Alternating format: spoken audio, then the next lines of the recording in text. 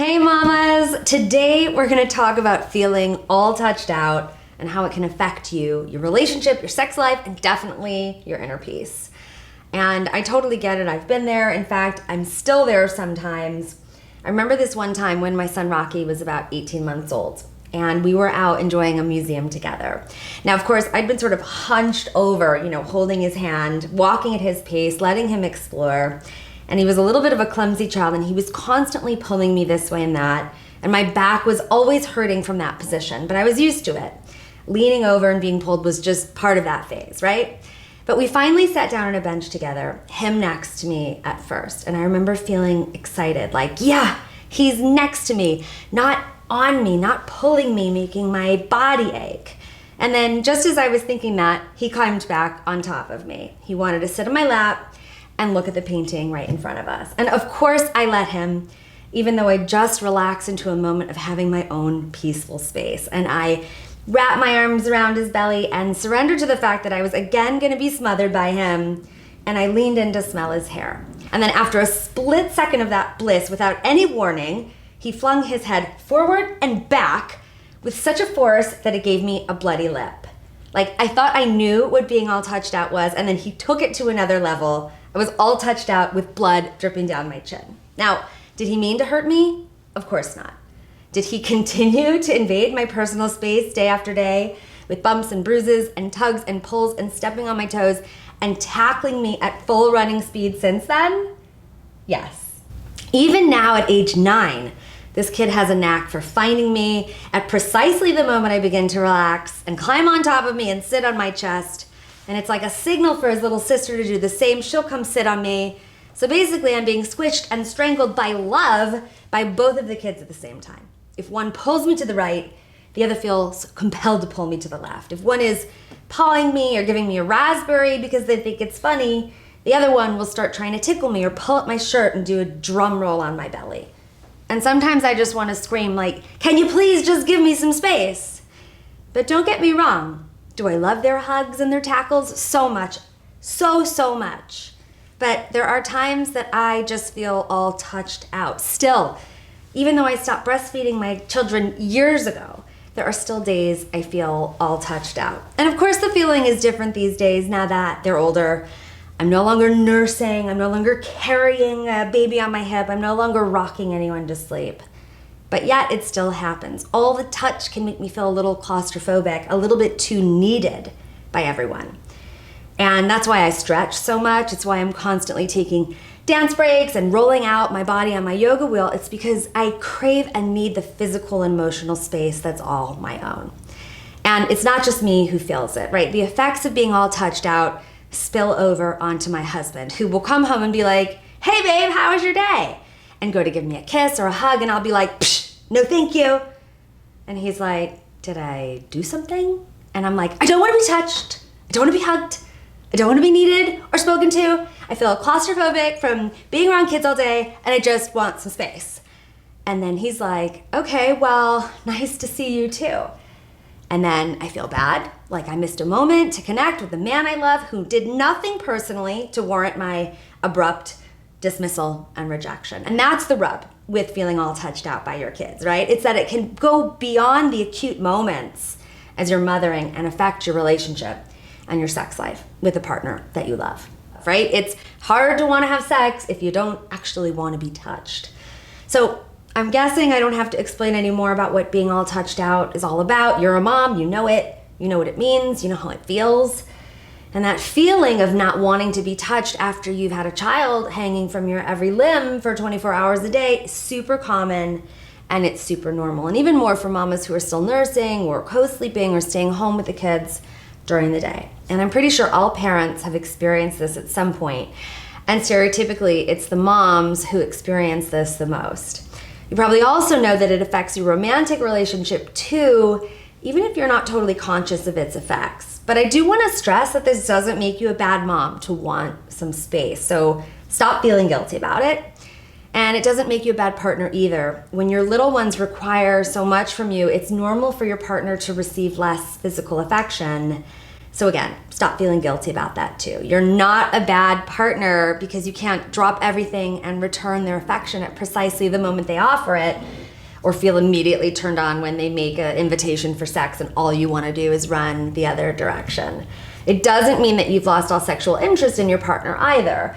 Of course, it's common for your libido to drop in the months and even years after having kids, with the hormonal shifts and the sleep deprivation, the to-do lists and the chores and being all touched out on top of that. It's no wonder that so many women experience a drop in their libido within motherhood. And here's the thing when I bring up this idea of working on overcoming this feeling of all touched out as it relates to reawakening your libido. So some women say to me, but why would I want to reawaken my libido when I'm going to be touched even more? I want to be touched less.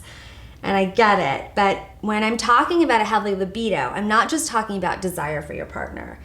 I'm talking first about your desire for yourself and for that sensual energy inside of you that has the power to really lift you up and make you feel amazing. So I'm not just talking about desire for sex. I'm really talking about your desire for pleasure. So instead of thinking about your libido simply as your sex drive, I want you to start thinking about it as your feminine energy, your feminine spark, right? Your lust for life and love and all the juicy possibilities available to you. So again, think about libido as life force and not just a sex drive.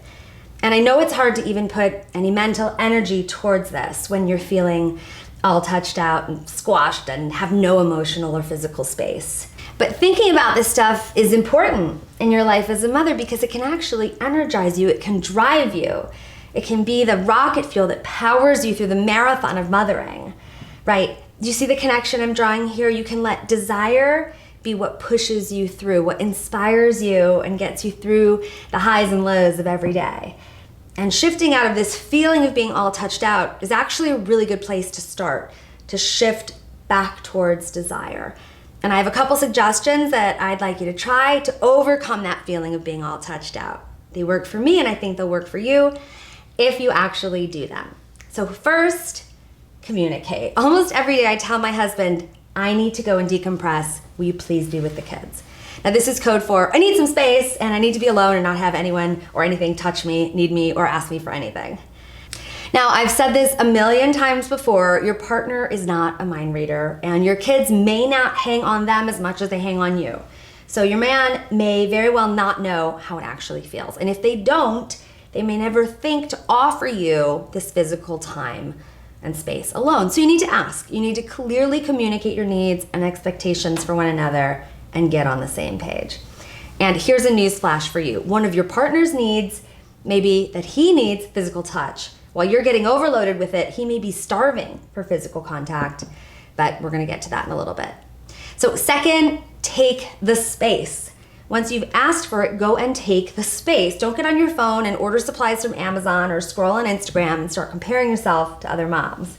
Go into your room, anywhere that's private, shut the door, maybe create a relaxing vibe with some lighting and music or whatever, and stretch your body. Instead of feeling closed in upon, try expanding your body, expanding your space, expanding your energy. Or crawl under the covers and take a micro nap, or journal and write down all the terrible thoughts you have that you're too scared or embarrassed to say out loud, right? Get it all out, we all have them, because that works too. Third, I want you to get some touch that really works for you. Now, I know you're like, yeah, tell me to go and get some self-care because I have so much time. But yeah, I am gonna tell you that because it's really, really important. To soothe the effects of feeling all touched out, I highly recommend that you get some regular touch from someone who doesn't ask you for a snack or a wet wipe, someone who doesn't need or want anything from you except to be paid for their services. That may mean getting a massage or a pedicure or even a stretch session at the gym. The antidote here is not avoiding touch, but reminding yourself and your body that being touched can feel really fulfilling and positive. So try this once a month. There are subscription massage clubs where you get a 60-minute massage for like $59 a month. And if massage isn't your thing, go to a hands-on yoga practice where the instructor helps you get into the pose with really beautiful adjustments. Whatever it is, find what touch does work for you and enjoy it. Lastly, I want you to practice touch without expectation. So let's circle back to that partner of yours who probably needs and craves more touch than you think he does. while you're resenting him for not being all touched out, he may be resenting you because he's feeling starved for affection. While you may not want to be touched by him because all you want is time for yourself, he may desperately want to be touched by you because he's been on his own all day at the office. So I want you to practice these first 3 tips: asking for space, taking the time to decompress, and finding the touch that works for you. And then I want you to practice touch with your partner, touch without expectation. So reach for his hand or arm while you're talking about your day. Really hug him before he leaves for work in the morning. Touch him and connect with him on a physical level, not just a sexual one. Because guess what? He wants to feel connected to you, and not just in the bedroom, but in life, in the day-to-day. He wants to know that it's you and him, and without some physical touch, doubt can start to creep in. On this same note, be open when he tries to physically connect with you. If he comes up from behind you and nuzzles your neck, try not to cringe, right? When you wiggle out of his embrace, he doesn't know that it's because you're all touched out. He just feels that you don't want his touch, that it's his embrace that's making you squirm, and not in a good way. So have a conversation with your man. Make a shared commitment to touch more throughout the day without the expectation that things need to go further, that you can have physical contact without it having to lead to something sexual.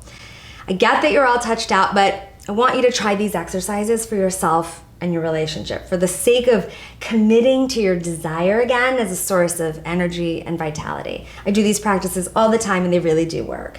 And then I feel like a better mom because I'm managing my own emotions and personal space around the kids. And then I want to hear from you. So tell me in the comments, what does feeling all touched out look and feel like to you? And are you willing to make changes to shift that feeling, to seek out the touch that makes you feel good, and learn to experience touch without expectation with your partner? Because if you can do that, then you can reduce that feeling of being overtouched and really reconnect with your own personal space. And once that happens, you can find yourself again, get that energy and that vitality, and then you can connect with your partner and bring some of that yummy touch back to your relationship. Because when your relationship is happy and healthy, when you're both getting your love needs met, that leads to a happier household and happier kids too. So that's it for today. If you want to know more about becoming the happiest, sexiest, and most satisfied mama you can be, visit Dana B. Myers for more weekly videos and resources. And I'll see you next time.